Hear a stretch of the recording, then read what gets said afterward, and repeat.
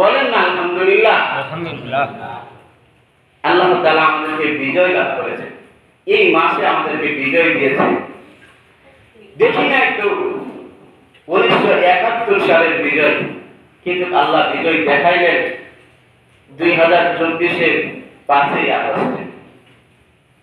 এতটাই জালেম, এতটাই জুলুম করে রেখেছিলেন, এতটাই জুলুম করেছিলেন, মানুষের হৃদয় একদম সুখে কল্পনা হয়ে গেছে। মানুষ ভয়ে বলতে পারে না, সঠিক বার্তা ভয়ে বলতে পারে না।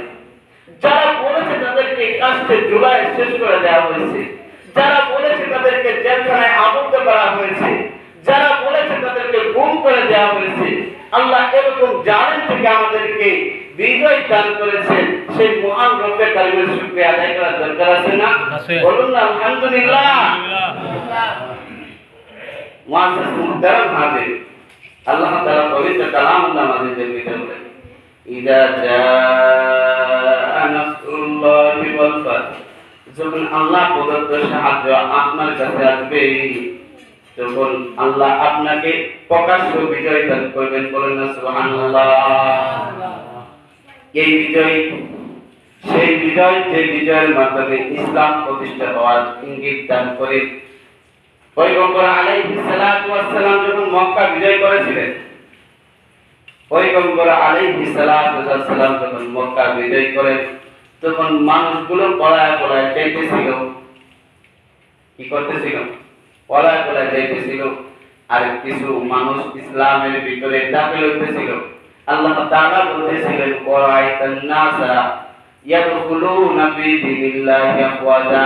আপনি সেদিন দেখবেন যেদিন বিজয় হবে ইসলামে, সেদিন মানুষগুলো দলে দলে ইসলামের ভিতরে দাখিল হবে। লাঠি দিয়া দাখিল করতে হবে না, লাঠি দিয়া ইসলামের ভিতরে ঢুকাইতে হবে না, মন্দিরে ভাঙ্গা ইসলামের ভিতরে ঢুকাইতে হবে না। এই আদর্শ আল্লাহ শিক্ষা দেন নাই, এই আদর্শ পয়গম্বর শিক্ষা দেন নাই, যে আদর্শ আমরা বাস্তবায়ন করি। বিজয় তো আল্লাহ আমাদেরকে দিয়েছেন, কিন্তু আমরা বিজয় পাওয়ার পরে কি করেছি?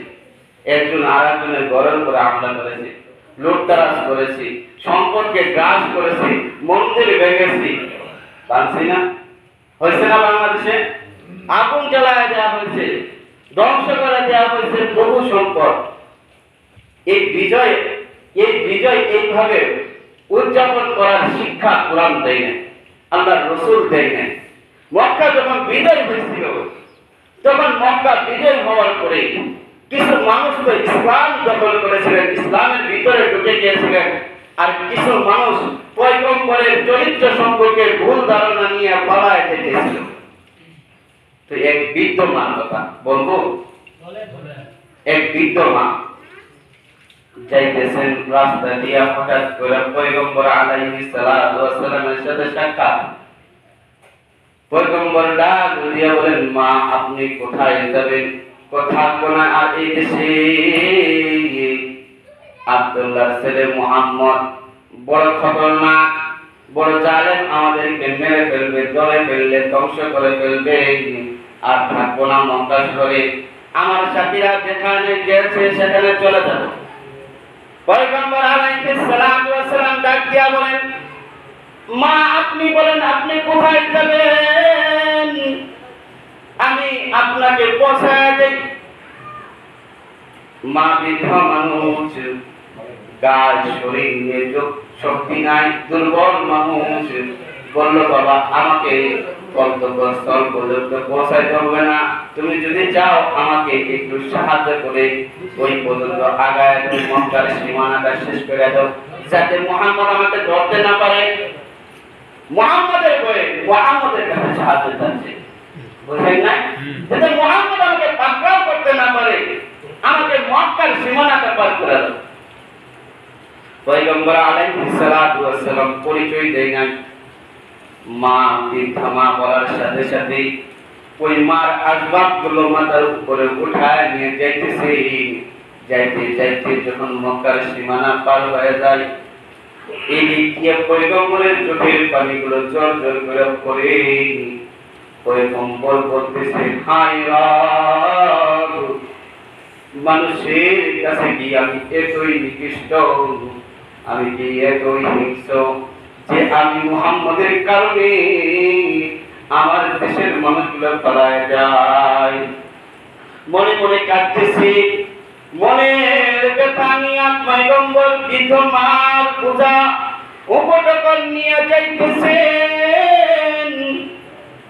যখন সীমানা এসে গেল, সীমানা শেষ হয়ে গেল, মা বলতেছে বাবা বহুত কষ্ট করেছো, আর তোমাকে যাইতে হবে না, আর তোমাকে যাইতে হবে না, আমি আমার সাথীদেরকে পেয়ে যাব অল্পক্ষণের মধ্যে, তুমি এখানেই রেখা চলে যাও।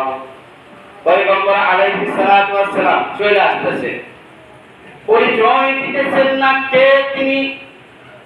যখন চলে আসতেছেন পিছন থেকে বিদ্যমান ডাক দেয়, আল্লাহ ভিতরে একটা মায়া জন্ম করে দেয়, ভালোবাসা সৃষ্টি করে দেয়। এই মা ডাক দিয়ে বলে বাবা তুমি এত দূর পর্যন্ত আমার সাথে আসলাম, আমাকে এই বিপদের দিনে সাহায্য করলাম, আমি তো জানি না তুমি কে, বাবা যদি তুমি বলতা তুমি কে।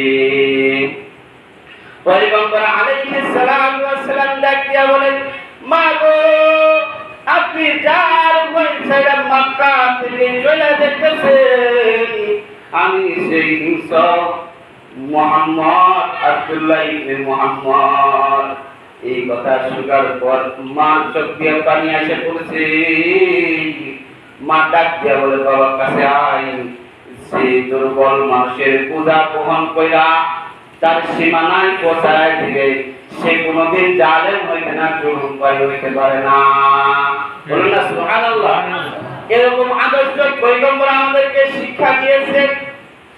যখন আল্লাহ প্রদত্ত সাহায্য ভালোবাসা বিজয় আসবে, তখন আমরা আমাদের ভালোবাসা সাহায্য দিয়া আমাদের ভাইদেরকে পাকড়ায় রাখবো, বুকের ভিতরে আগলায় রাখবো। কিন্তু বিজয় পাইলেই দুর্বলের উপরে ঝাঁপায় পড়ার আদর্শ আমাদের পয়গম্বর শিক্ষা দেয় নাই। সংখ্যালঘুর উপরে আক্রমণ করার শিক্ষা দেয় নাই। মন্দির ভাঙার শিক্ষা ইসলাম দেয় নাই। 1200 বছর ইসলাম এই হিন্দুস্তানে রাজত্ব করেছেন, এই ভারতবর্ষকে হিন্দুস্তানকে চালিয়েছেন। 1200 বছরের ইতিহাসের কোন পাতায় কোন জায়গায় মুসলমানের কোন শাসক কোন মন্দির ভাইকা মসজিদ বানায় নাই, দেখাইতে পারবেন না।